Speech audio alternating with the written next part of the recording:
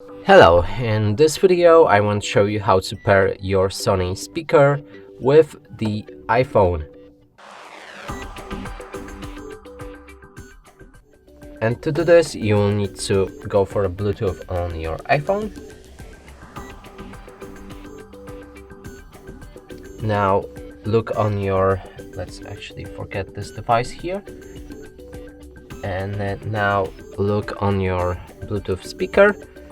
And then power it on by clicking on this button. When both of these LED lamps flash,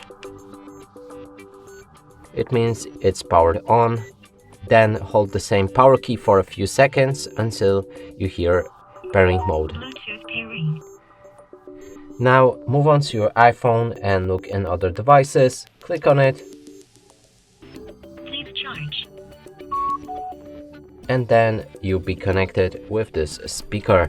And that's it for this video. Hope you like it. Please consider subscribing to our channel, leave a like and a comment below.